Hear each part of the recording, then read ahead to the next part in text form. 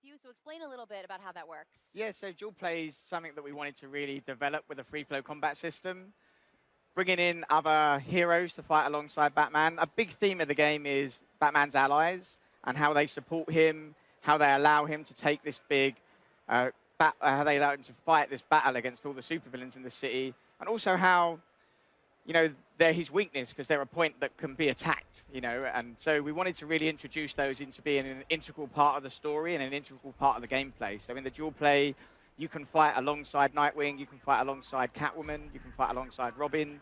You can also do a little bit of Predator stuff with them as well, so it's even mixed into a bit of puzzle solving. So it's now, how is the transition between each of the characters? It's just seamless transition. You yeah, can it's one button press, and you can seamlessly switch between the two at any time. The AI carries on fighting with the other character, and then you can use special moves between the two characters as you switch as well and build up your combo. Oh, nice. So, like, if you know that there's a certain move that Catwoman does that is going to be useful in this particular scene to beat this particular bad guy, you can just switch right over to her and then switch right back to Batman. Yeah, straight L1 press and camera straight over. Game goes into slow-mo and sort of spins around, and you move between the two. Yeah, so it's as seamless as that. That's so great. Okay, now we're looking at an actual demo here right now. Yeah, this is Ian playing live. He's bring up the most wanted wheel here. That's basically the way you select your different missions in the city. And the city's full of great content for the player to play and choose from. And the idea behind the game is that all the supervillains, following the death of Joker, he was kind of the chaotic figure which stopped these people working together. And so all the supervillains now have realized, well, without Joker here, we can work together. We can team up to destroy Batman, destroy the hope that Batman stands for in Gotham.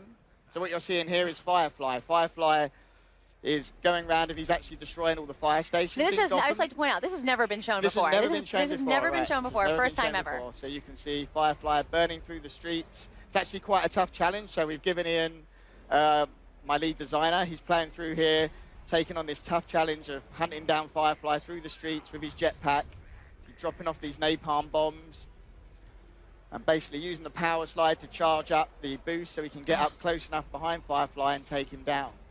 As I say, all the different supervillains are attacking Gotham in different ways. It's a coordinated attack on Gotham, so it's a really hard challenge for the player. It's a really hard challenge for Batman. That's why it's unlike any of the other games we've made, because it's everyone teamed up. And that's why it's such a focus. And everyone has, something different they're going to bring to the table. And what we were looking at last night in the press conference, there was a lot of speculation about some of the things we were seeing. I know we saw online in the dev diaries that Riddler has robots. Yeah. And then I swear I thought I saw something like zombies maybe in there. Yeah, so what we showed in the press conference last night was actually the opening 4 minutes of the game. Wow. It's right at the start of the game, and it's setting up the story of the game. So you have... we show clearly that Joker's dead, because a lot of people didn't believe he's dead. So just to confirm, Joker gets cremated right at the start. Joker is dead. And then we move on to Gordon doing this introduction, sort of setting up the fact that Gotham's about to be attacked. And you play the role of a policeman inside the diner where there is a chemical weapons attack, effectively, where he's been influenced by Scarecrow's toxin. So that's what you saw at the start there. And really gives you an idea firsthand of how dangerous Scarecrow's toxin is. Yeah. Now, there's another thing that I've been really obsessed with this game is the Arkham Knight himself.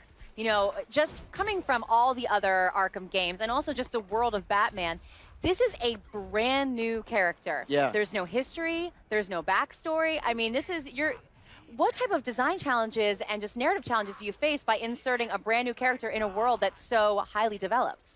I mean, it's really a question of, we respect the universe so much that we only wanted to bring something into it if we really believed in it and felt like this is something that's worthy of being in this universe and complements the other supervillains that are already there. We didn't want something that sort of trampled over an existing character. So he really is a counterpoint, a counterbalance to Scarecrow, who's doing these big psychological attacks on Gotham. The Arkham Knight provides the muscle. He's recruited this militia force in order to occupy the entirety of the city, which is something that you actually see happen and develop over the course of the game. And he was a character that kind of fulfills that unique role. And we're incredible privilege to be able to design something new for the Batman universe, something that was, and we took that really seriously. Something that I hope we've shown is our level of respect for authenticity and how much we love this universe and character. So we weren't going to put someone in unless we felt like they're great, you know, and they really add a lot to the game and story. And it also adds a lot to the actual gameplay itself because it allows, you know, the Batman to now he has to react to that. He has this army, not only supervillains, he has this army he has to battle, he has tanks he has to battle, and so we get to see the Batmobile for the first time in battle mode. Yeah, absolutely. I mean, the Batmobile is uniquely designed for this game. It has a pursuit mode, burning through the streets, which is what you saw when Batman was hunting down Firefly. Yeah. And then it also transforms into battle mode, one single button press, and boom, the wheels splay out to give the car added balance when it fires, and you can fight tanks and the various drone forces that the Arkham Knights brought in. So, yeah, the Batmobile is something that is Batman's ultimate gadget. It's not a new and different gameplay experience separate to Batman. It's something totally implicit in everything that Batman does in the game. So that was really important to us, that it's not a separate thing. It's Batman's 12th and most important gadget. And we get to drive it. For sure. For the first time ever, we get to drive the Batmobile, which is so cool just to be able to do that. Eject out, glide through the streets. You know, you can basically, the way the two work together is such a key part of the game. Now, how does the Batwing interact? You can actually call that in and update your Batmobile? So the Batwing is basically used to drop off some upgrades to the Batmobile. I mean, your main method of getting around is gliding and also using the Batmobile to get around through the city. But the Batwing's there to provide support, some aerial support at key points. The main thing you'll be driving is the Batmobile, but the Batwing is providing a level of backup.